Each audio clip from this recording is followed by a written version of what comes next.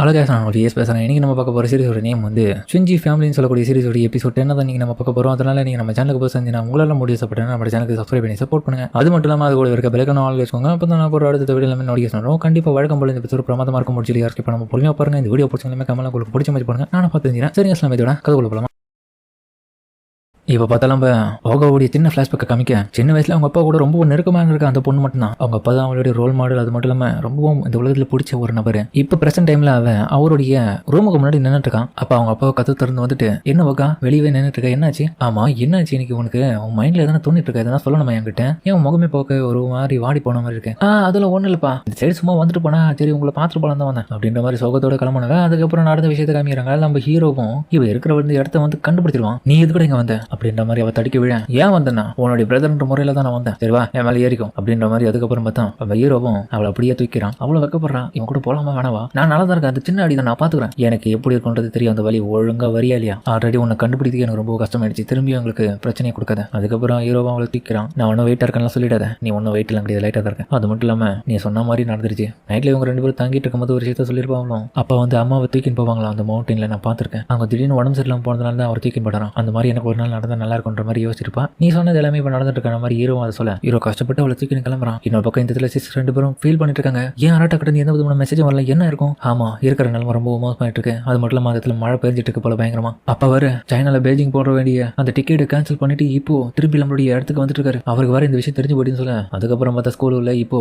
சியோனும் மினாமியும் பார்த்தா ஃபீல் பண்ணிட்டு இருக்கா. இன்னொரு பக்கம் நம்ம கொட்டோனவும் ஃபீல் பண்ணிட்டு இருக்கா. போகா அரட்டா நீங்க ரெண்டு பேரும் நல்லா இருந்தீங்கன்னா சந்தோஷம் தான் எனக்கு. அதுக்கப்புறம் ஹீரோவும் அட கடவுளே என்னையா இது இவ்வளவு மழையா அப்படின்ற மாதிரி வழி ஃபுல்லா சேர சகதியா இருக்கு. அதுல ஹீரோவும் அவளை பார்த்து தூக்கின்னு போயிட்டு இருக்கேன். நான் எதிர்பார்க்கல இப்போ கொட்டுற மகிழ்ல இவளை இந்த மாதிரி தூக்கின்னு போவேன்னு. ஆனா மழை ரொம்ப அதிகப்படியா போட்டுட்டு இருக்கு. எப்பதான் இதை நிற்குமோ? ஓகா எதுக்கு இந்த மாதிரி பண்ற மாதிரி ஹீரோ யோசிக்கனே பார்த்தா திடீர்னு கால் வழி கூட திரும்ப பேலன்ஸ் பண்ணிடுவான். ஓகாவும் எதுக்காக என்ன காப்பாற்ற வந்தேன், நான் ஒன்னும் அவ்வளவு இம்பார்ட்டன்டானவளா கிடையாது. அது மட்டும் இல்லாம என்ன இங்க வந்ததுக்கான காரணமே நான் ஒரு ட்ரெண்டிங்கான வீடியோவை பார்த்தேன். பார்த்தா அவ ஆல்பம்ல இந்த போட்டோ வச்சு பார்க்கல, ஒரு வீடியோவை பார்த்து தான் இந்த இடத்துக்கு வந்திருக்கான். அது ஒரு ஆர்டினரியான வீடியோ தான். பட் இருந்தாலுமே மவுண்ட் ஃபியூஜியோடைய டாப்புக்கு வந்த பிறகு மிகப்பெரிய ஒரு ரிலீஃப் கிடைக்கும்னு சொல்லியிருந்தாங்க. அதுக்காக தான் நான் அந்த இடத்துக்கு வந்தேன். ஆல்ரெடி இந்த இடத்துக்கு அம்மாவும் அப்பாவும் வந்திருக்காங்க. என்ன இருந்தாலும் நம்ம பயாலஜிக்கல் குழந்தைகள் கிடையாதுல்ல. அப்படி இருக்கும்போது எதுக்காக என்ன கூட்டின்னு பார்க்க வந்தேன்? என் மேலே அவ்வளோ அக்கறையா உனக்கு? ஏன் தான் இப்படி பண்றீங்கன்னு தெரியல. ஏன்னா நம்ம ரியல் ஃபேமிலியா கிடையாது. எனக்கு அதான் புரிய மாட்டேங்குது, எதுக்காக என் மேலே இவ்வளோ அக்கறை வச்சுட்டு இந்த மாதிரி வந்திருக்கின்றது. அப்பாவும் என் மேலே அக்கறை வச்சுட்டு இருக்காரு. நான் இந்த உலகத்திலே மதிக்கிற ஒரே ஒரு மனுஷன் அவங்க மட்டும்தான். உண்மையாக சொல்ல போனால் உன்னையும் பிடிக்கும் தான். பட் இருந்தாலுமே நம்ம பயாலஜிக்கெல்லாம் ஒரு சிப்ளிங்ஸ் கிடையாதுல. அதனால நம்ம ஒரு ஃபேமிலியே கிடையாது. நான் எதுவாக இருந்தாலும் எங்க அப்பா கிட்ட தான் போய் சொல்லுவேன். பட் ஆனால் என்ன மன்னிச்சிரு, நான் அவர்கிட்டயும் போய் சொல்லிட்டேன். உண்மை என்னன்னா சமீபத்தில் நடந்த ஒரு டெஸ்ட்ல வந்து நான் அதிகப்படியான மார்க் கம்மியாக எடுத்து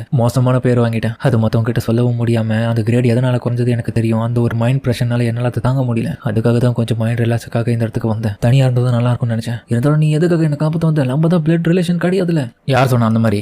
நம்ம ஒரே ஃபேமிலி தான், பிளட் ரிலேஷன் கிடையாதுனாலும் நம்ம சிப்ளிங்ஸ் தான். அப்போ நாங்கள் வந்ததுக்கான காரணமே உன்னை காப்பாற்றணும். அதுவும் என்னுடைய ஃபேமிலி சேர்ந்து ஒருத்தி வந்து இந்த பிரச்சனையில எப்படி மாட்டிட்டு இருக்கான போது நான் அப்படியே விட்டு போக முடியுமா? அவ பிளட் ரிலேஷன் இல்லாதப்போ அதெல்லாம் ஒரு காரணமும் இல்லை. காரணம் இல்லாம நான் இந்த இடத்துக்கு வந்திருப்போம் உன்னை காப்பாற்ற. ஏன் தேவையில்லாம மனசு உடைக்கிற மாதிரி இந்த மாதிரிலாம் பேசிட்டு இருக்க எனக்கு புரியல. தயவு செஞ்சு எங்களுடைய ஃபீலிங்ஸையும் கொஞ்சம் புரிஞ்சுக்கணும். எங்க கூட நல்லா சகஜமா பழக ஆரம்பி. ஓகா மனசுக்குள்ளேயே பூட்டி வச்சிருந்தா எதுவுமே நடக்காது. தயவு செஞ்சு எங்ககிட்ட சொன்னாதான் அதுக்கான சால்வாச்சும் எங்களால் பண்ண முடியும். அப்ப நாங்களாம் வெளியாளன்ற மாதிரி தான் இத்தனை நாள் வரைக்கும் நீ பழகிட்டு இருக்க. நீ ரொம்ப சோகத்துல இருக்க. அதுதான் எனக்கு மனசுக்கு ரொம்ப கஷ்டமா இருக்குது. இதை கேட்டு அவ அழவே ஆரம்பிச்சிடா. வெயிலும் அதுக்கப்புறம் வர ஆரம்பிக்குது. அதுல அதுக்கப்புறம் பார்த்தா அந்த ஹோட்டல் இருக்கிற இடத்துக்கு வந்துட்டு அவளுடைய காலுக்கு வந்து ட்ரீட்மெண்ட் எடுத்துக்கினேன் சிக்க வச்சு. அதுக்கப்புறம் பாதுகாப்பா ஹீரோவா அவளை கூட்டின்னு வந்துட்டு இருக்காங்க. அதுக்கப்புறம் மலையோட அடிவாரத்துக்கு வந்துருக்காங்க ஸ்டேஷன் இருக்கிற இடத்துக்கு. இதுக்கப்புறம் நானே நடந்துப்பேன், நீ ஒன்னும் உதவி பண்ண வேண்டிய அவசியம் இல்லை. இப்பதான் சொன்னேன் அந்த வேலை பேசாதான்னு. வேணாப்பா. இருந்தாலுமே அவளுக்கு நம்மளுடைய ஹீரோவை இப்போ ரொம்பவும் பிடிச்சி போச்சு. உண்மையை சொல்ல போனா ஒன் சைடா சைட்டை வச்சுட்டே வந்துட்டு இருக்கான். அந்த டைம் பார்த்தா இவங்க எல்லாரும் பாத்துருமா ஒரு வழியா அரட்டா வாக்கா நல்லா தான் இருக்கீங்க, உங்களை பத்தி நாங்கள் ரொம்ப பேர் கவலைப்பட்டோம், அதனால தான் உங்களை பார்க்க இங்கே வந்துட்டோம். பாண்டியும் அரட்டாவை பார்த்து அரட்டா எதுக்கு மெசேஜ் பண்ணல, எனக்கு மெசேஜ் பண்ணுவேன் எப்பவுமே. சாரிப்பா மறந்துட்டேன்.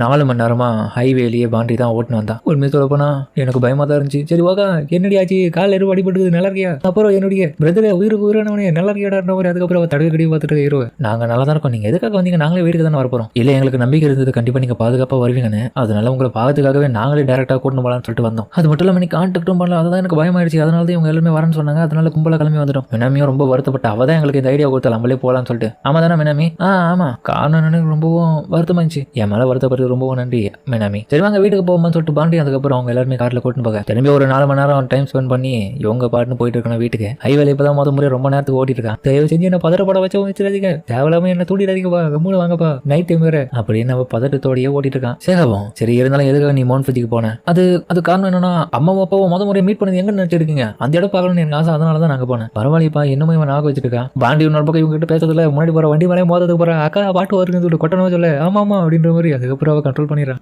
அடுத்த முறை நம்ம மவுண்ட் ஃபிஜிக்கு எல்லாருமே ஒன்னாவே போவோம் சொல்லிட்டு மினாமி கேட்க ஆமா அடுத்த முறை போலான்ற மாதிரி பார்க்கறதுக்கப்புறம் ஓகாவும் நடந்த விஷயத்தை எல்லாமே யோசிச்சு பார்த்துருக்கான். அதுக்கப்புறம் மத்த ஹீரோ அவன் மேலே சாஞ்சி தூங்க என்னடா ஆச்சு அரட்டா என்னடா பண்ணிட்டு இருக்க, அவன் கூப்பிட்டாலுமே ஏஞ்சிக்கல, அவன் நல்லா தூங்கிட்டு இருக்கான். அதுக்கப்புறம் மத்த சின்ன வயசுல நடந்த விஷயத்தை யோசிச்சு பார்த்துட்டு இருக்கான். அதாவது இவனுடைய அம்மா அப்பா மவுண்ட் ஃபிஜில தான் சந்திச்சாங்க. அம்மாக்கு அந்த இடத்துல உடம்பு சரியில்லாதனால அப்பா அந்த இடத்துல இருந்து அவர் ஒரு தேவதை மாதிரி தூக்கின்னு வந்தாங்களாம். அது போல என்னுடைய லைஃப்ல ஒரு நாள் எவனாச்சும் என்ன அந்த மாதிரி தூக்கின்னு போவான், எனக்கு ரொம்ப ஹாப்பியா இருக்கு தெரியுமா அந்த மொமெண்ட். அதனால காத்துட்டு இருக்கேன். என்ன இவ்வளவு லூசு தனமா பேசிட்டு இருக்கா, அதெல்லாம் வாய்ப்பே இல்லை, லூசு தனமா கிடையாது, நீ ஒன்னுத்துக்கு உதவாத, உனக்குலாம் ஒண்ணு கூட அமையது பேரு அப்படின்ற மாதிரி கோவத்தோட அவளையும் இவனை பார்த்து சொல்ல அதே மாதிரி என்ன விஷயம் இப்ப நடந்துருச்சு. என்ன பக்கம் அவன் நல்லா தூங்கிட்டு இருக்கிறத அப்படியே விட்டுறாவன். ஒரு வழியா இவங்க வீட்டுக்கு வந்துடுறேன்.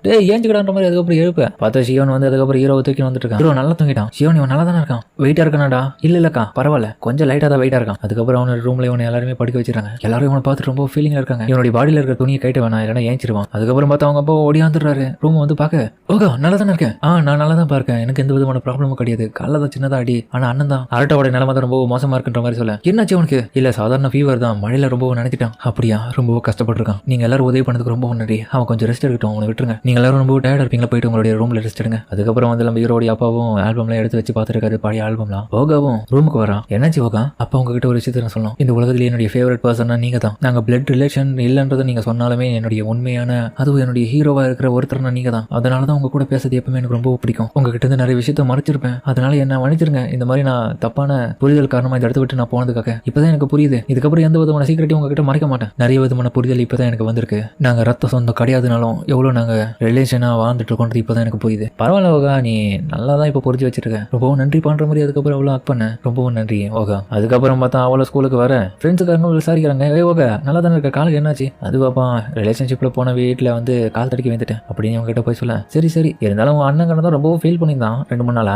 அவன் பார்த்தா எனக்கு வராம இருக்க, அவனுக்கு என்னாச்சு? உண்மையை சொல்ல போனா அந்த கொரிலாக்கு உடம்பு சரியில்லை. எனது கொரிலாவா? அதுக்கப்புறம் ஹீரோ பார்த்தா நல்லா தூங்கிட்டு இருக்க. இன்னொரு பக்கம் பார்த்தா கீழே பாண்டியும் அவனுக்காக சாப்பாடு ரெடி பண்ணிட்டு இருக்கேன். சரிப்பா அரட்டாக்கு சாப்பாடு எடுத்துன்னு போனோம். 2 பேர்ல யாரும் எடுத்துன்னு போறீங்கன்னு சொல்ல 2 பேரும் துடிக்கிறாளுங்க, நாங்க எடுத்துன்னு போறேன். 2 பேரும் போனீங்கன்னா வேலைக்கு ஆகாம தெரியலையே, அதனால மினாமி நீ வேணா எடுத்துன்னு போ, கொட்டணும் நீ என் கூட வா, என்னுடைய சாமான் தொலைக்கிறதுக்காக உதவி பண்ணுவா. அப்புறம் மினாமி கிட்ட கொடுக்கும் போதும் மினாமி அவளை நான் என் கூட்டின்னு போறேன்னா அவ அங்க போயிட்டு எதனா உன்னை தப்பா அவகிட்ட பண்ணிட்டானா எனக்கு அதான் பயமா இருக்கு, அதனாலதான் வேணான்றேன். அவனுக்கு வேற உடம்பு சரியில்லை, இவளுக்கு வேற அவனை ரொம்ப பிடிச்சிருக்குன்னா வேணான்றேன் யோசிக்கிறேன். அதனால நீ பார்த்து எத்தனை போயிட்டு வந்துடுனா. அதுக்கப்புறம் அவ்வளவு வைக்கப்பட்டு போறான், இவளுக்கு என்னாச்சு அப்படின்ற மாதிரி அவனும் யோசிக்க. அதுக்கப்புறம் சேகாவும் அவனுடைய ஃபீவர் பத்தின டீட்டெயில் கொடுக்குறான். பரவாயில்ல அவனுக்கு ஃபீவர் கொஞ்சம் கொஞ்சமா சரியாயிட்டு வந்துருக்கு, கண்டிப்பா நாளைக்கே கூட ஸ்கூலுக்கு பார்த்து தயாராயிடும். அதுக்கப்புறம் ஓகாவோ ஷவருக்கு போயிட்டு குளிச்சுட்டு வந்துட்டு என்ன குளிச்சுட்டு வந்துட்டு வேற யாரும் போறீங்களா போங்கன்னு சொல்ல. அதுக்கப்புறம் பார்த்தா கொட்டனவோ நம்ம மினாமியும் போக நம்ம ஓகா பார்த்தோம். சரி நான் சாப்பிட்ட சாப்பாடு வச்சுட்டு இருக்கேன், அந்த பிளேட்டை மட்டும் எடுத்துன்னு வந்துடுறேன்னு சொல்லிட்டு அதுக்கப்புறம் அவளும் போகிறான் ஹீரோடைய ரூமுக்கு. வந்தவ ஹீரோ கிட்ட தன்னுடைய மனசுக்குள்ள இருக்கிற எல்லா விதமான ஃபீலிங்ஸையும் வெளிப்படுத்துறான். நீ என்னுடைய பிரதராகவே இருந்தாலும் நம்ம பிளட் ரிலேஷன்ஷிப் இல்லாதது இப்போதான் எனக்கு எவ்வளவு நல்ல விஷயம்ன்றது தோணுது. இந்த உலகத்திலே நான் விரும்புற இன்னொரு பர்சன் நீ தான் இப்போ உனக்காக